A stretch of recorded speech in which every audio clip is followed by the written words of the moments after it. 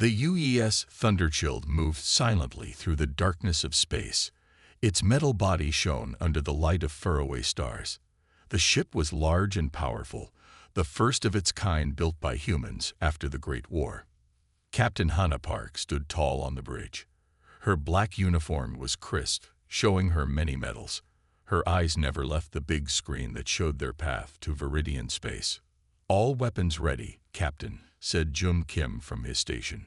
His fingers moved quickly over the glowing buttons. "Shields are strong." Hannah gave a small nod. She had waited for this day for so long. 20 years, she said quietly. 20 years since they burned our cities and killed our people. 20 years we have planned for this moment. The memory of that terrible day was still fresh in her mind. The Viridians had come without warning. Their ships had filled Earth's skies. Their weapons had turned great cities to ash.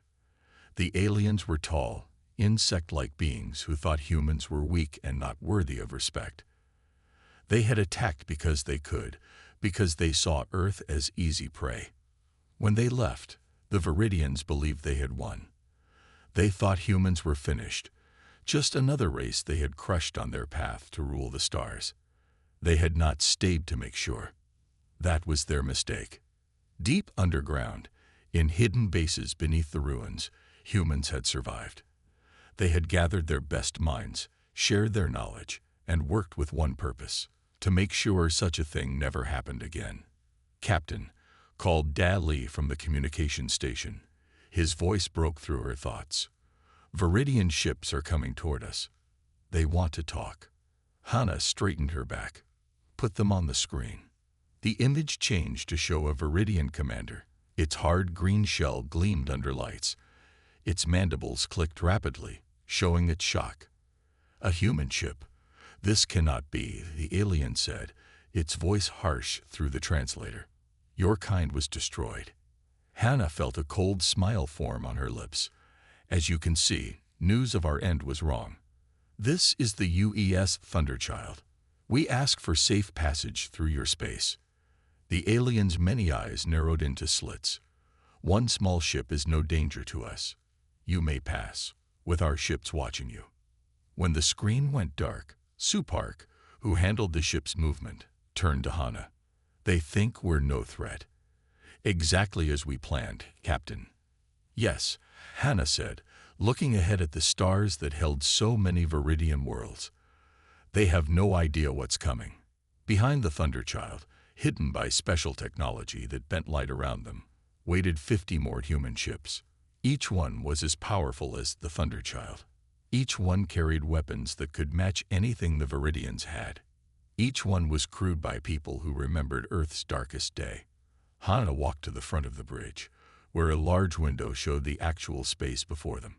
Soon, they would reach the first Viridian colony world. Soon, the aliens would learn that humans were not so easily erased from the universe. "Chief Engineer Ta reports all systems working perfectly," Jum said. "The new shields can handle anything they throw at us." Hannah nodded. The adaptive shield technology had been their greatest achievement.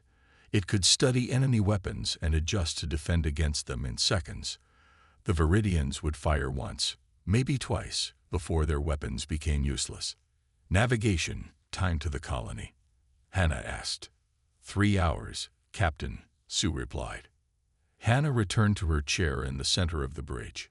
She opened a small locket that hung around her neck. Inside was a picture of her family, her parents and little brother. They had been in Seoul when the Viridians attacked. She had been off-planet, training on the moon base. She was one of the few military officers to survive. "We're picking up signals from the colony," Day reported. "They're talking about us. The word is spreading through their empire." "Good," thought Hannah. "Let them worry. Let them wonder." "Captain," Jones said, his voice low as he approached her chair. "The crew is ready. But I must ask, what are our true orders?" The government message was unclear. Hannah looked up at him. June had lost his whole family too. Everyone on this ship had lost someone. "We are not here for revenge, Lieutenant," she said firmly. "We are here to show strength, to make sure they never attack us again. "We will not fire first." June seemed disappointed, but he nodded and returned to his post. The escort ships arrive, 3 Viridian vessels that took positions around the Thunderchild. They were small compared to what humans knew the Viridians could build, a minor escort for what they thought was a minor threat. "They're scanning us," Day reported. "Their scans can't penetrate our outer hull." Another advantage.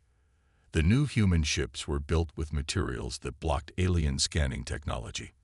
The Viridians could see the shape of the Thunderchild, but not what was inside. They couldn't see the true power of its weapons or engines. "Message from the lead escort," Da continued. "They're ordering us to slow down." "Ignore them," Hannah said. "Maintain speed. If they try to force the issue, activate defensive measures only." The hours passed in tense silence. The bridge crew performed their duties with quiet efficiency. They were the best Earth had to offer, chosen from thousands of candidates. As they approached the colony world, Hannah stood again. This was the moment of truth. If the Viridians attacked, they would learn just how much humans had advanced. If they allowed peaceful passage, the Thunderchild would continue its mission, mapping Viridian space, testing their responses, and preparing the way for what would come next. "The colony is in visual range," Sue announced. The screen showed a green planet with rings around it. Viridian ships moved around the planet like insects around a hive. "They're sending a larger ship to intercept," Jun reported. "Military class." Hannah took a deep breath. "Hold course. Let them come." This was just the beginning. Whether it began with words or weapons would be up to the Viridians. Either way, the galaxy was about to change forever. Humanity had returned to the stars, and this time, they would not be victims. The 3 Viridian warships floated in space around the Thunderchild like hungry sharks. Their weapons pointed at the human ship from all angles. The largest warship, with its green-black hull covered in spikes, moved closer. "Attention, human vessel," the Viridian commander's voice filled the bridge. "You have entered restricted space. Surrender your ship immediately. Your technology will be taken, and your crew will become prisoners." Captain Hannah Park sat in her command chair, her face showing no fear. The bridge crew watched her, waiting for orders. Everyone knew this moment would come. "Open a channel," she said to Da. When the connection was made, Hannah spoke clearly and calmly. "This is Captain Hannah Park of the UES Thunderchild. I'm afraid surrendering won't be possible." The Viridian commander made a harsh clicking sound that the translator didn't convert. "Then we will take your ship by force. You have 10 of your Earth seconds to reconsider." Hannah looked at Tactical Officer Jun Kim and gave a small nod. Jun's fingers moved quickly across his control panel, entering a complex sequence of commands. "Adaptive field ready, Captain," he said. "Activate." A soft hum filled the ship as the new technology came to life.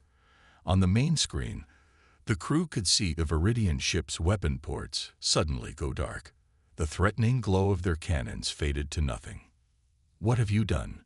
The Viridian commander's voice now carried both anger and confusion. "Our weapons are not responding." Hannah allowed herself a small smile. "Adaptive neutralization field. It's something we've been working on since your attack on Earth. We've had 20 years to study your technology. Did you think we'd spend that time just rebuilding?" After the devastating attack on Earth, the surviving humans had retreated to underground cities and hidden space stations. While the Viridians believed they had crushed humanity, people worked together like never before. Scientists, engineers, and soldiers joined forces with one purpose: to make sure humans would never be victims again. The development of adaptive shield technology had been their greatest achievement. It could analyze enemy weapons and create a field that disabled them.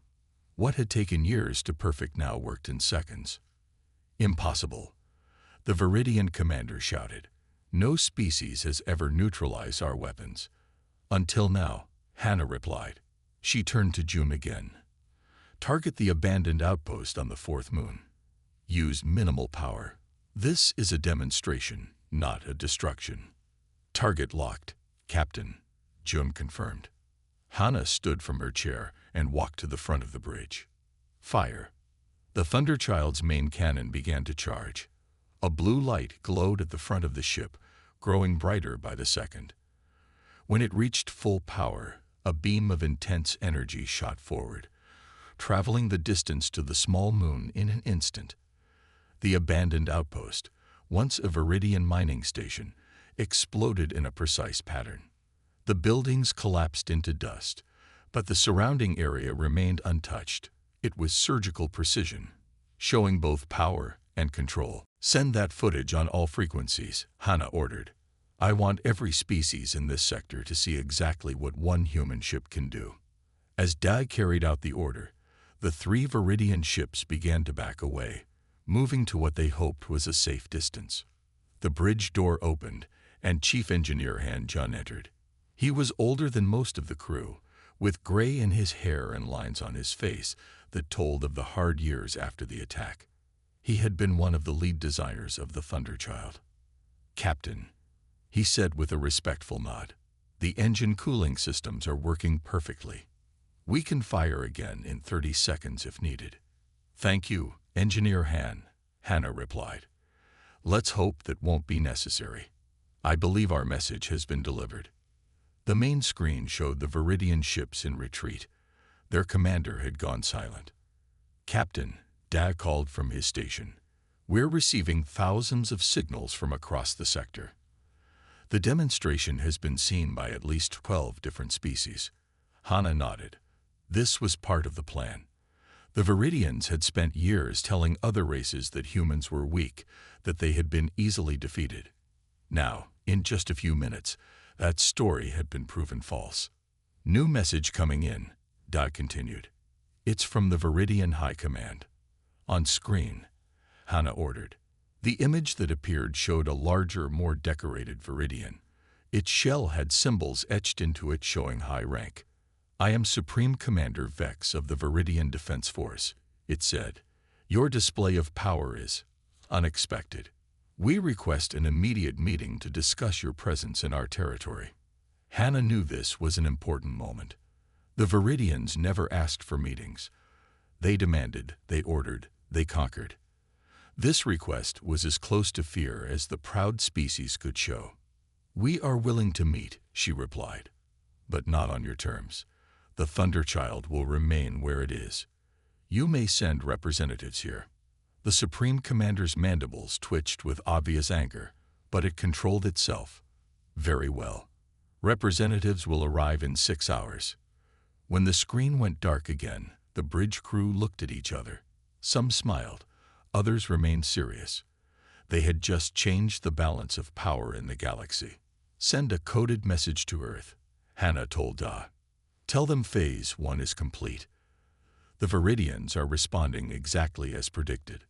Supark, from his navigation station, turned to look at the captain.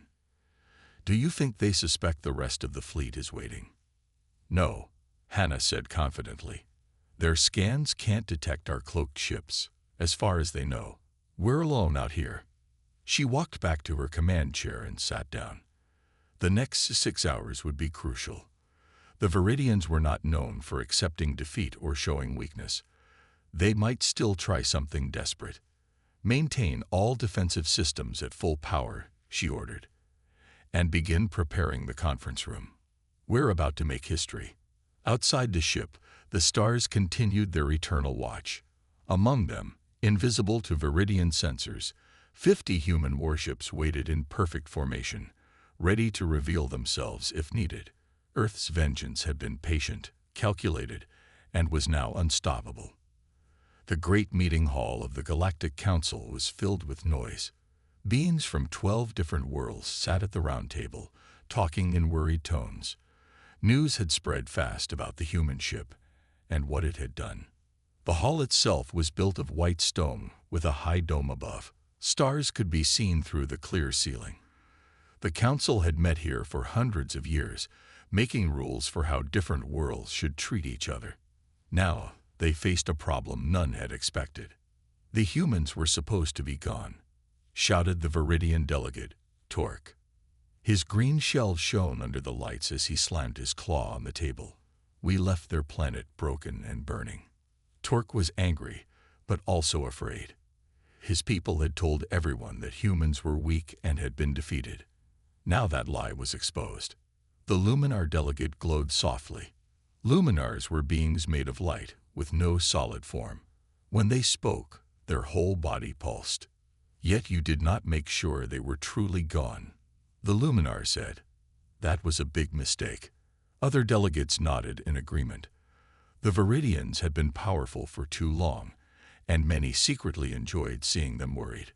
We must unite against this human threat, Torque insisted. Their ship has disabled our weapons. They've shown they can attack our worlds. The Garn delegate, a small furry creature, made a sound like laughter. Perhaps if you hadn't attacked them first, we wouldn't be in this situation. Before Torque could reply, the huge doors at the end of the hall slowly opened. The room became quiet as a human woman walked in. Ambassador Sun Jihu moved with calm confidence. Her uniform was dark blue with gold trim, showing the marks of battle and medals for bravery. She had been a fighter pilot during the attack on Earth, one of the few to survive. Now she served her people in a different way. All eyes watched as she walked to the empty place at the table. No human had ever sat at this council before. Greetings, honored council, Jihu said, her voice clear and strong.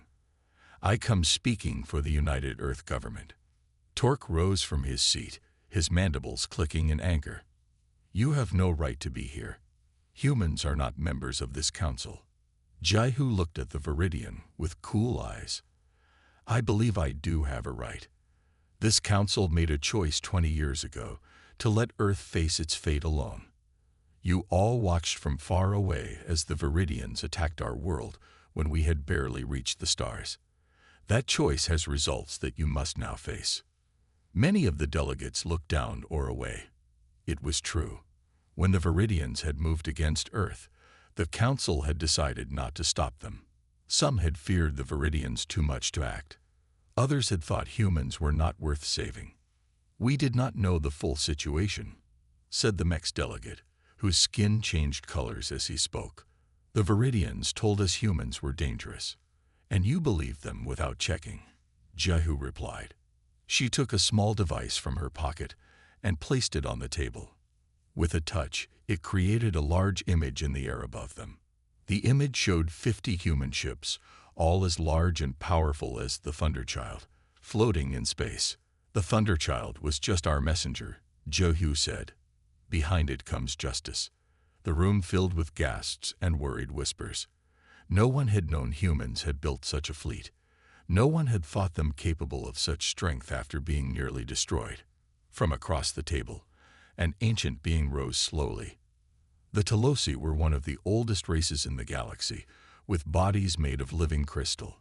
This delegate had been on the council when the Viridians first joined. We tried to keep balance, the Telosi said, its voice like gentle bells. Younger races often make rushed choices. And now you see what those choices have led to, Jihu replied. Humanity offers peace, but with our rules. The time of Viridian control is finished. As talk filled the room again, the old Telosi walked around the table to Jihu. Its crystal body caught the light from above, sending small rainbows across the floor. We will hear these rules you speak of, it said. Perhaps there is a way to make up for how we failed your people. Jihu nodded respectfully to the elder being. The Telosi had at least voted to warn Earth before the attack, though they had been outvoted. First, Jihu said loudly enough for all to hear, the Viridians must pull back their ships from all disputed areas. Second, they must pay for rebuilding what they destroyed on Earth. Third, humans will have a permanent seat on this council. Torque made a sound of outrage. This is blackmail. You threaten us with your ships while demanding we give up territory we won fairly. Won by killing millions of beings who had done nothing to you, Jihu responded calmly. And this is not a threat. It is simply how things will be now. The Mex delegate's skin turned a worried blue. And if we refuse these terms, Jehu looked around the table. The Thunderchild has shown what one human ship can do. We don't wish to demonstrate what 50 can do. The Garn delegate nodded its furry head. I think these terms are fair. The Viridians have taken much from many worlds. It is time they learned they are not the only power in our galaxy. Other delegates began to agree. Many had suffered under Viridian expansion, but had been too afraid to speak against it. Now, with human ships ready to act, they found their courage. Torque stood again, shaking with anger. The Viridian Empire will never bow to humans or any race. We will fight to the end. You tried that approach once, Jehu said softly. How did that work out? The Telosi raised its crystal hands, asking for quiet. Let us not rush to more fighting. Ambassador Jehu, you speak of justice, not revenge. This gives me hope. Would humans join us in building a better council, where no race can attack another without consequence? Jehu studied the ancient being. This was not what she had expected when she entered the hall. She had come ready for rejection and conflict. Instead, she found some willing to listen. Earth remembers those who stood by while we suffered, she said, but we also look forward. If this council truly wishes to change, to become a place of fairness rather than power games, humans will help build that future. The Telosi's crystal face could not smile, but its body glowed brighter. Then perhaps good may come from past wrongs. I suggest we vote on the human terms immediately. As the delegates began to discuss the vote, Jehu noticed Torque leaving the hall in anger. She knew the Viridians would not accept defeat easily. They might still try something desperate. She touched a small device on her wrist, sending a coded message to the Thunderchild. Be ready. The storm is not over yet. While Ambassador Jehu spoke at the council meeting, far away in deep space, the Viridians were making a different plan. Their high command had secretly gathered 300 warships, the largest fleet they had ever assembled. They planned to attack Earth again and destroy what remained of humanity once and for all. The humans have become too dangerous, Supreme Commander Vex told his captains. We will finish what we started 20 years ago. The massive fleet moved through space toward Earth, staying away from the usual travel paths. They thought no one knew about their plan. They were wrong. Human listening posts, hidden throughout space after the first attack, had heard every word of the Viridian plans. As the enemy fleet approached Nova Station, an old trading post halfway to Earth, they received a surprise. 50 human ships suddenly appeared around them, coming out of jump points in perfect formation. Each ship was the same size and power as the Thunderchild. Each had weapons pointed at the Viridian fleet. Captain Hannah Park's voice came through on all Viridian communication channels. Viridian Armada, this is Captain Hannah Park of the UES Thunderchild. We know you plan to attack Earth while our ambassador speaks with the Council. Turn back now or face the results. On the bridge of the Viridian command ship, Supreme Commander Vex laughed.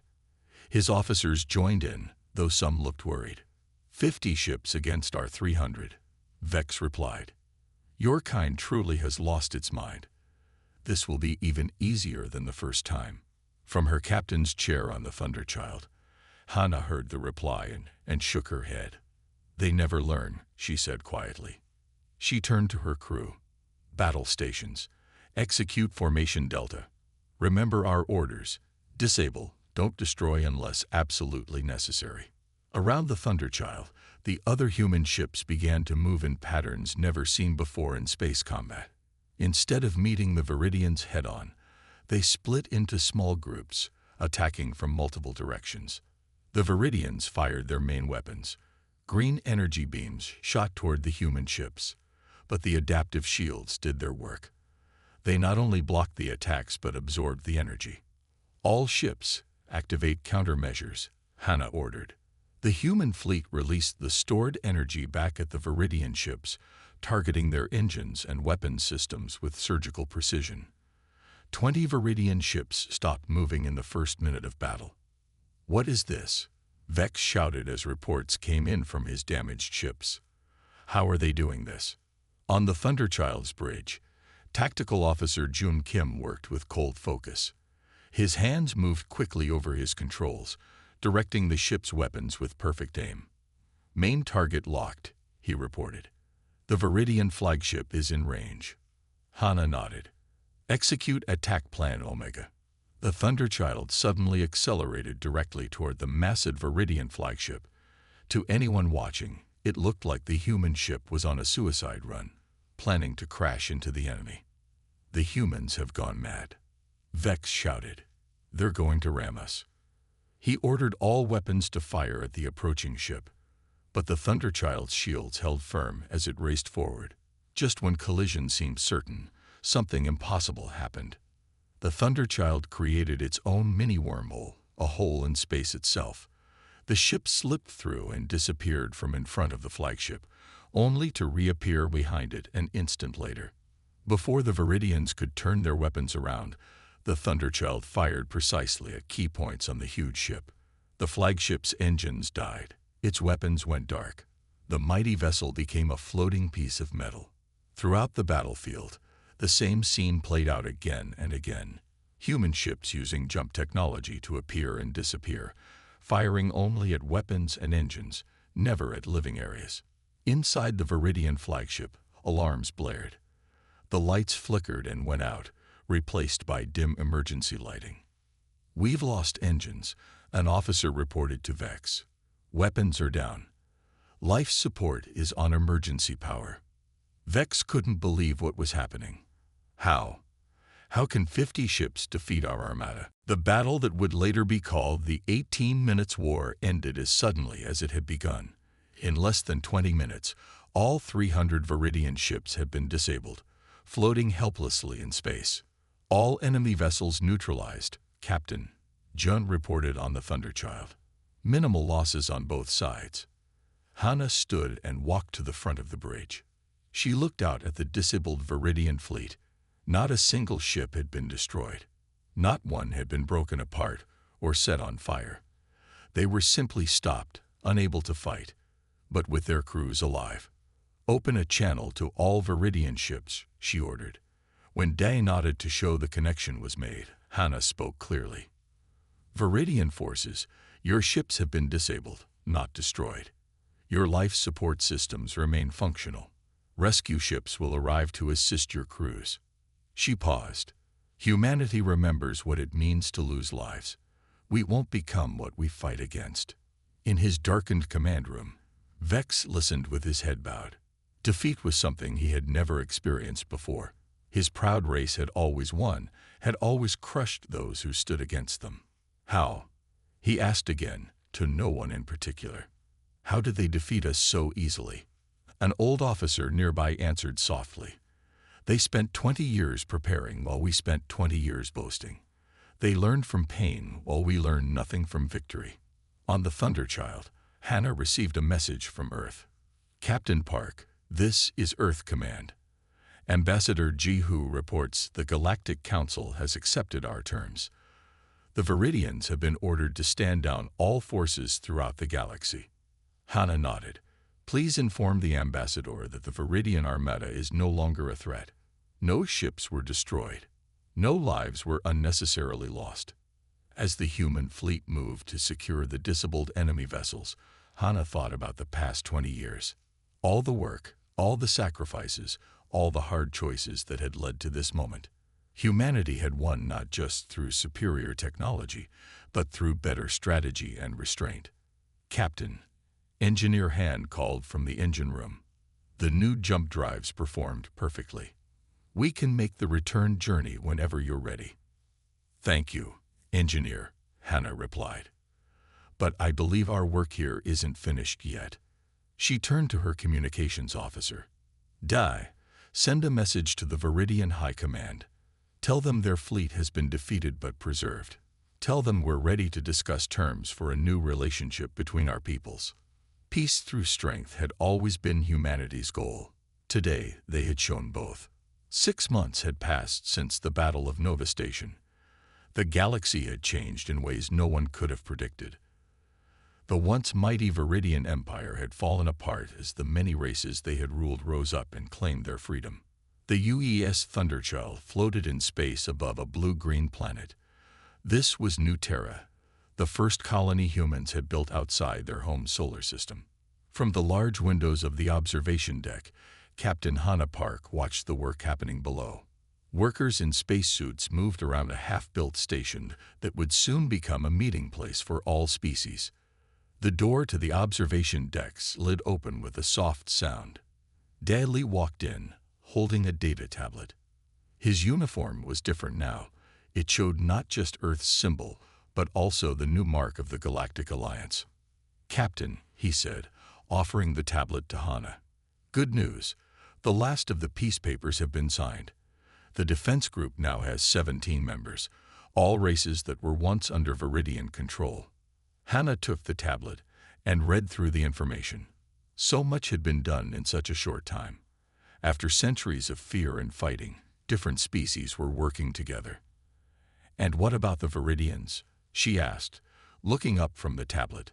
"How are they handling all this change?" Day smiled slightly. "Better than anyone expected. Their new leaders have asked to join the Alliance as equal members. They're taking apart their warships as we speak." This was surprising but welcome news. After their defeat, many had thought the proud Viridians would refuse to cooperate. But losing the battle had caused big changes in their society. The military leaders who had pushed for war had been replaced by those who wanted peace. The door opened again, and Engineer Han Jun entered. His hair had more gray now, but his eyes still showed the same sharp intelligence. "Captain," he said with a respectful nod, "I wanted to report that the changes to the Allied ships are complete. They all have basic versions of our adaptive shield technology now." Hannah handed the tablet back to Da. "Good. No single race should have such power all to themselves, not even humans." She turned to look out the window again. The stars seemed brighter somehow, or perhaps it was just that the future seemed brighter. 20 years ago, she had stood on a broken Earth, looking up at skies that had brought only death. Back then, survival had been the only goal. Revenge had driven many of them through the hard years of rebuilding. But somewhere along the way, something had changed. The mission had become bigger than just protecting Earth or punishing those who had hurt them. "Did you ever think we'd end up here?" she asked softly. Han moved to stand beside her at the window. "No. When we designed the Thunderchild, we thought only of defense, of making sure no one could hurt us again. And now we're helping build something new," Hannah said. "Something better than what came before." On the planet below, ships from a dozen different worlds moved through the skies. Some carried supplies, others carried people coming to help build or to start new lives. New Terra was living up to its name, a new Earth, but one that welcomed all peaceful beings. Day cleared his throat and held out another tablet. "Your next assignment, Captain. The Council has asked specifically for the Thunderchild to lead a peacekeeping mission to the Outer Rim. There are reports of pirates taking advantage of the changing times." Hannah took the tablet and read the details. The Outer Rim was far from Earth, an area that had been largely ignored by the Viridians because it had few resources worth taking. But it was home to several young species just beginning to reach for the stars. "Tell the crew to get ready," she said, a small smile forming on her lips. "It seems our work is just beginning." 3 days later, the Thunderchild prepared to leave orbit. The crew had enjoyed their short break, but were ready to return to duty. Many of them stood at windows, taking a last look at New Terra before departure.